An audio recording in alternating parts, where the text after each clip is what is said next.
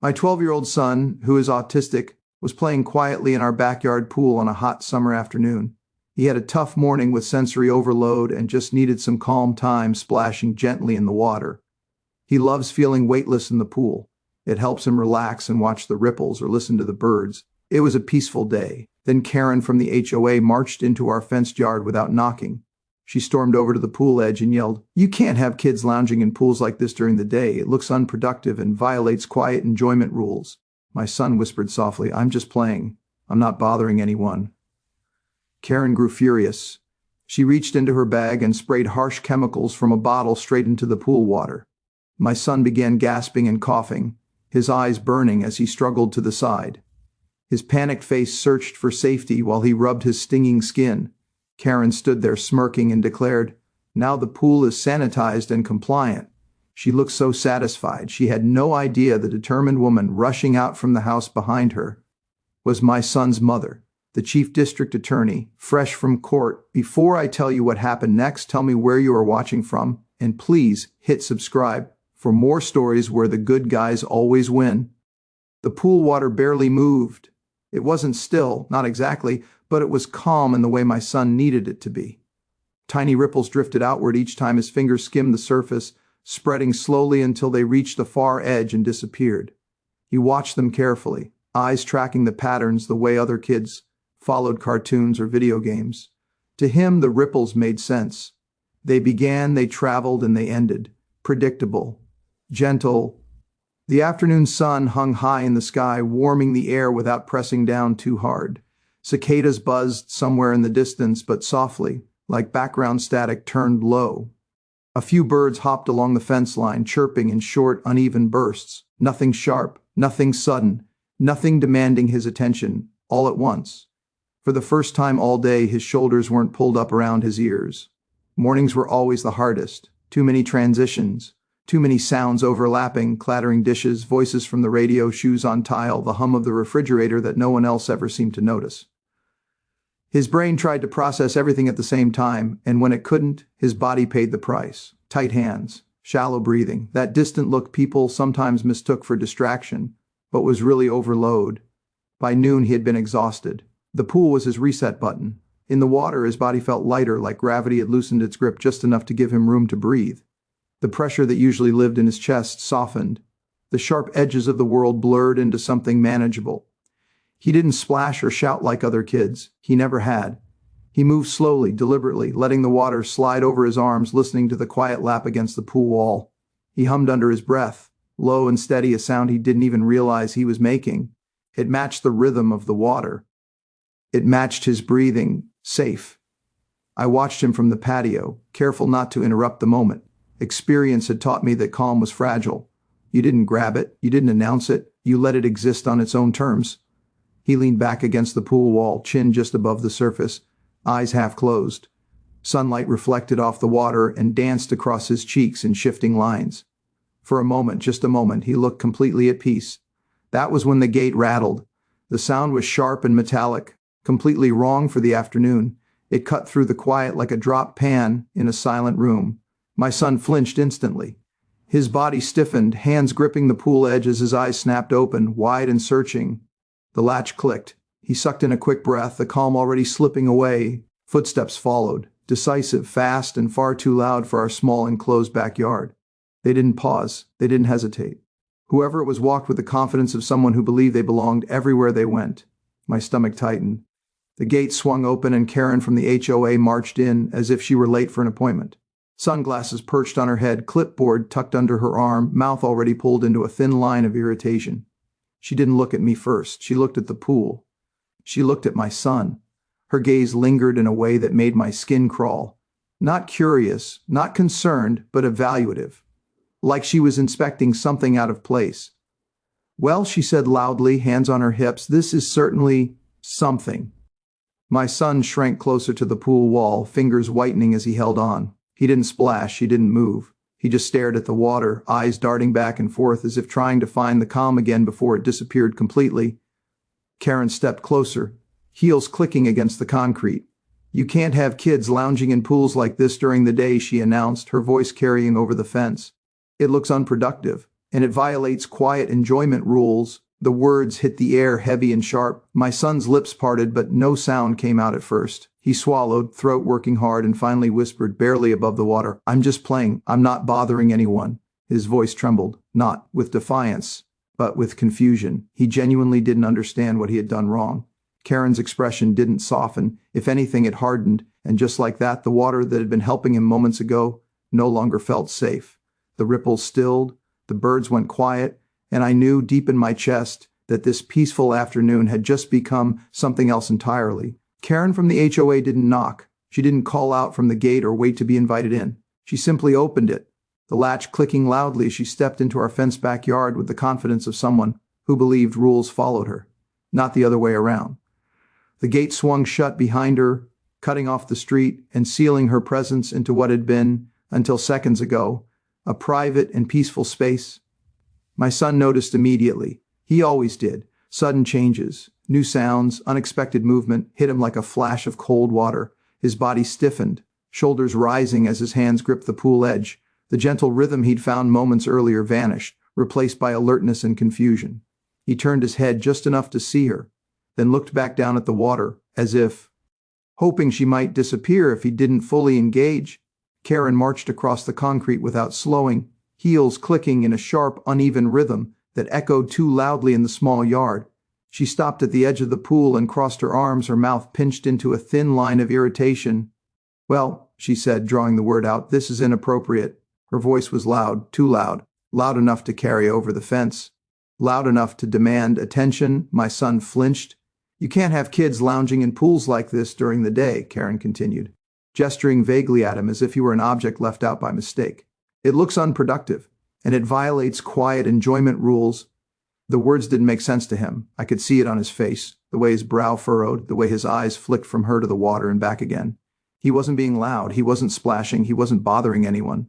The pool was doing exactly what it always did, containing sound, softening movement, creating calm. He froze, unsure what to do with this sudden confrontation. "I'm just playing," he whispered finally, his voice barely breaking the surface of the water. "I'm not bothering anyone." He said it the way he said most things to adults, carefully, politely, as if choosing the wrong words might make everything worse. His fingers tightened around the pool edge, knuckles pale, a sign I'd learned to recognize as anxiety creeping in. Karen let out a sharp scoff. "Rules don't care about feelings," she said flatly. She leaned forward slightly, peering down at him over the rim of the pool.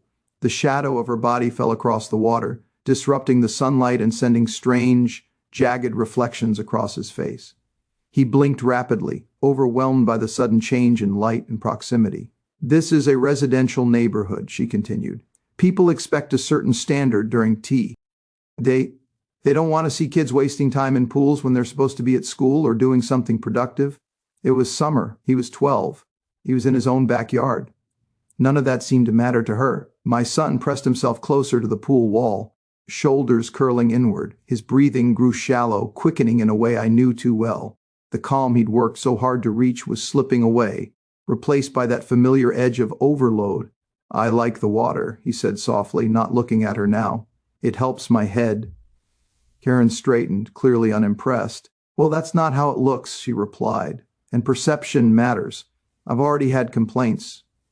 "From who?" I asked, stepping forward. Karen turned her head just enough to acknowledge me, her eyes narrowing slightly. "That's not something I'm required to disclose." She reached into her bag and pulled out her clipboard, flipping to a page as if this were a routine stop on a very busy schedule. "I'm going to need you to limit pool use during daytime hours," she said briskly, "or ensure that it's not being used in a way that disrupts community standards." My son's foot slipped slightly against the pool wall, sending a small ripple across the surface. He gasped, not because he was in danger, but because sudden movement startled him when he was already overwhelmed.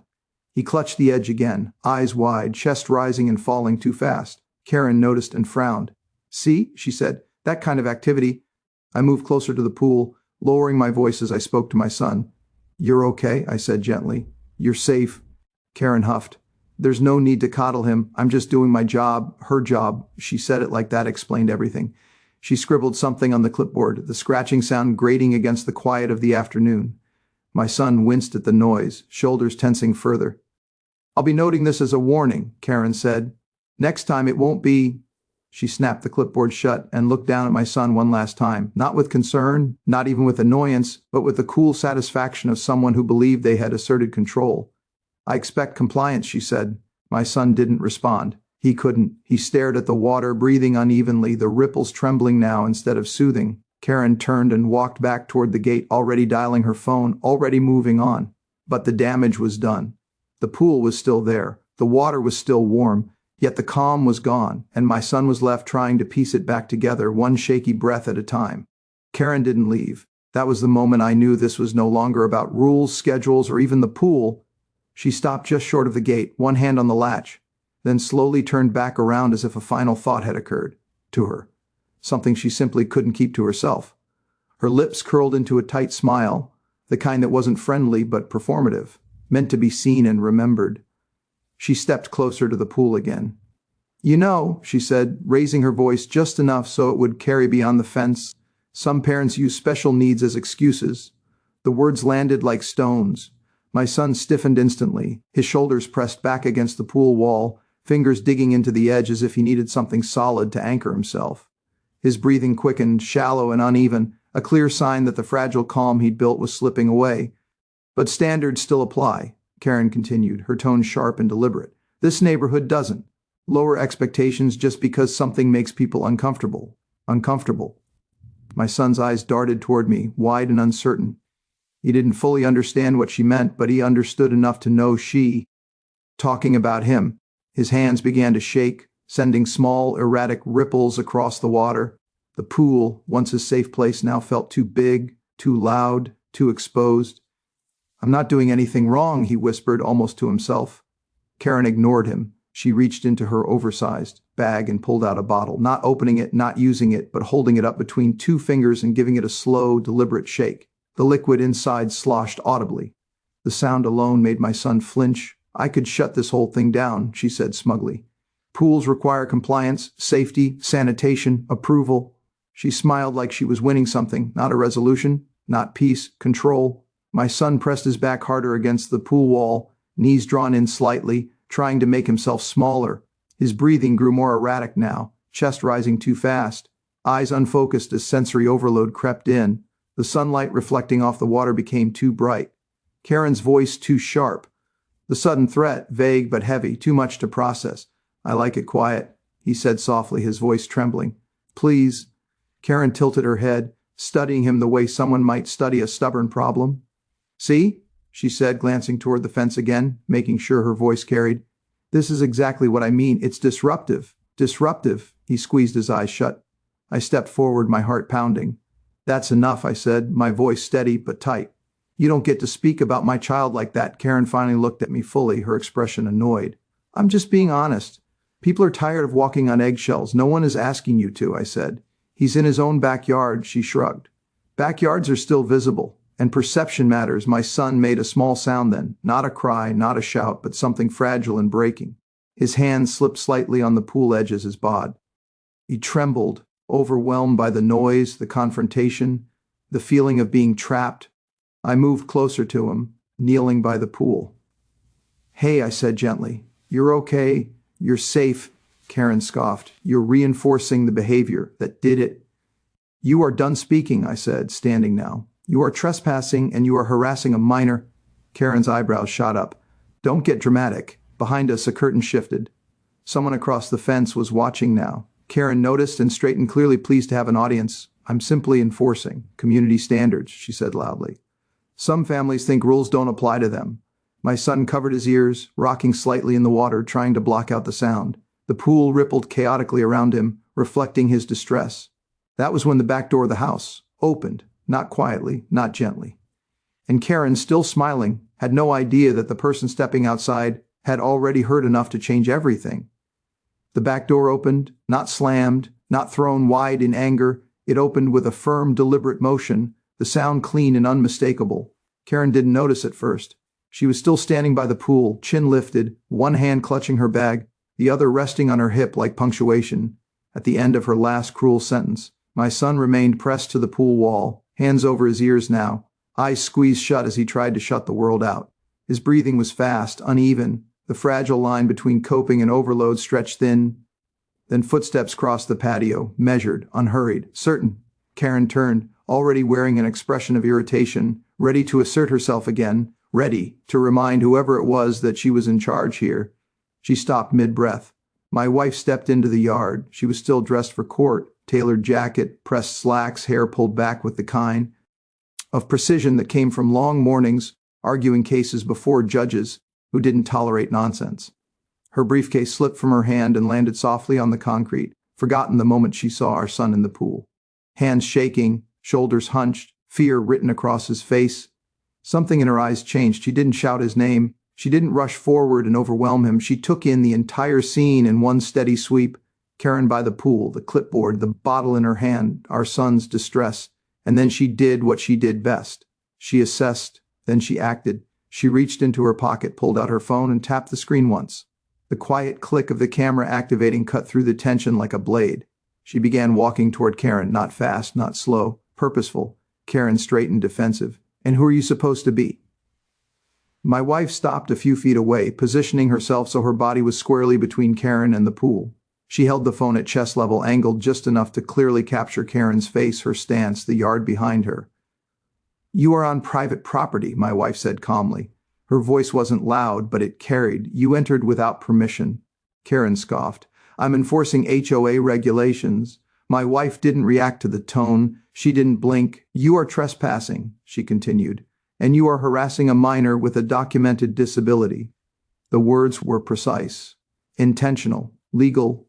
Karen's mouth tightened. I'm allowed to— No, my wife said, cutting her off, not sharply, not angrily, but absolutely. You are not— She turned the phone slightly, ensuring everything was in frame. Please state your name and your position with the HOA. Karen hesitated. I don't have to. You do, my wife replied. If you're acting in an official capacity. That flicker of uncertainty appeared for the first time. My name is Karen W. Kidfield, she said stiffly. Oh, a compliance officer? Thank you, my wife said. And can you explain why you're addressing a 12-year-old child directly instead of his parent? Karen's gaze darted toward the fence, toward the house, toward anywhere but the phone. He was present, Karen said. And he was violating— Violating what? My wife asked. The quiet enjoyment. My wife nodded once. Quiet enjoyment protects residents from unreasonable interference. It does not give you authority to shame, threaten, or intimidate a child. Karen laughed nervously. You're being dramatic. My wife's expression didn't change. I'm being thorough. She glanced briefly toward the pool. Our son was watching now, one hand still over his ear, the other gripping the edge, eyes wide but focused, watching his mother with a mix of fear and relief. You okay, sweetheart? She asked gently without moving closer. He nodded. Just barely. She turned back to Karen. For the record, my wife continued, you raised your voice, implied consequences, and made threatening statements regarding access to a private amenity. You did this to a minor who is autistic and who is engaging in a calming activity recommended by medical professionals. Karen snapped. I didn't threaten anyone. Then you won't mind repeating exactly what you said about shutting the pool down, my wife replied. Silence. A curtain shifted behind the fence. Someone was watching. Then another. Phones began to appear, one above a fence post, another from a neighboring patio. Karen noticed. Her confidence faltered. I was just explaining compliance, she muttered. My wife nodded. Good. Then this will be easy to explain later. Karen frowned. Explain to who? My wife met her eyes fully now. I'm the chief district attorney for this county, she said evenly. And you are done talking? The words didn't echo. They didn't need to. Karen's face drained of color. I'm asking you to leave, my wife said. Now, any further interaction with my child, my property, or my family will be documented and addressed through formal channels. Karen opened her mouth, closed it, looked around at the neighbors, the phones, the calm woman standing in front of her who clearly wasn't bluffing. Without another word, Karen turned and walked toward the gate. The latch clicked behind her. The yard went quiet again.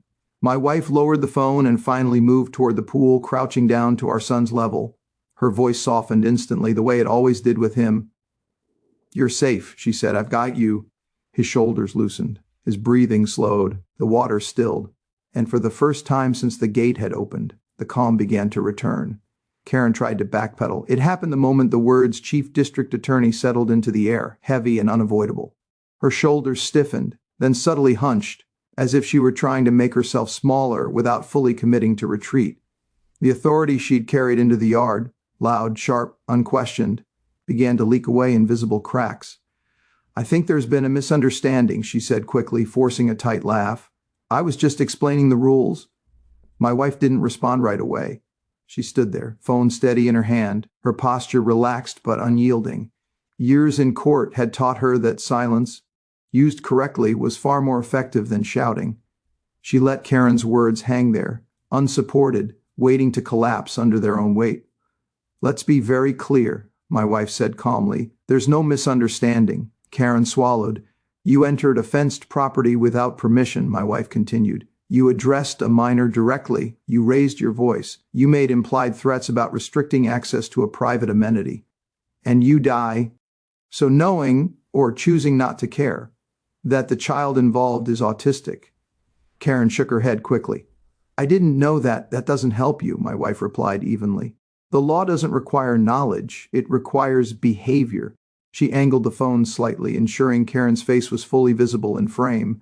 "For the record, I'm going to ask you to repeat what you said about shutting the pool down." Karen's eyes flicked to the phone, then to the fence. Phones were everywhere now. Mrs. Alvarez from next door stood on her patio, recording openly.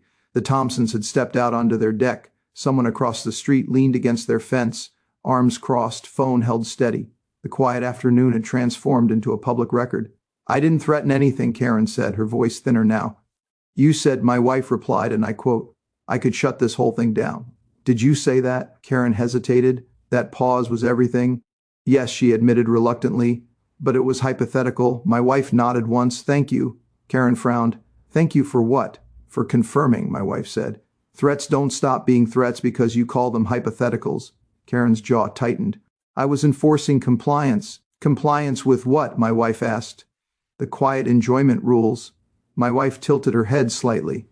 "Please explain how a quiet, non-disruptive child floating silently in a private pool violates quiet enjoyment." Karen opened her mouth, closed it. One of the neighbors spoke up. "He wasn't making any noise." Another added, "My kids are louder just walking to the mailbox." Karen's face flushed. "This is turning into a spectacle," she snapped. My wife didn't flinch. "You created the spectacle when you chose to escalate instead of leave," she continued, voice level and precise. "Quiet enjoyment laws exist to prevent unreasonable interference." "What you did, raising your voice, shaming a child, making threats, is unreasonable interference." Karen crossed her arms, defensive. "I have authority. You have limits," my wife corrected. "And you crossed them." She took a small step closer, not invading space, not aggressive, just enough to underscore the seriousness of what came next. "Harassment of a minor doesn't require physical contact," my wife said. "Repeated verbal intimidation qualifies. So does targeting a disability-related coping activity." Karen scoffed weakly. "This is ridiculous." "Is it?" my wife asked. She turned slightly, panning the camera to include the neighbors. "Does anyone here believe this interaction was appropriate?" "No," Mrs. Alvarez said immediately. "Not at all," someone else added. Karen's confidence drained further with each voice. My son watched quietly from the pool now, his breathing steadier, his hands no longer clamped over his ears. He didn't smile. He didn't celebrate. He simply observed, processing, learning something new about the world, that sometimes adults who are wrong don't get to win just because they're loud. My wife turned back to Karen. "You will leave now," she said. "Not as a request, as a conclusion, and you will expect formal contact." Karen blinked. "Formal contact from who?" My wife met her gaze. "From my office, from the HOA board, and, if necessary, from the court." The yard was completely silent. Karen looked around one last time, at the phones, the witnesses, the calm woman who clearly had no intention of letting this go, and realized there was nowhere left to push. She said nothing. She gathered her bag, clutched her clipboard like a lifeline, and walked toward the gate without another word. The latch clicked shut behind her, the sound final and unmistakable. No triumphant music, no dramatic speech, just consequences, beginning quietly.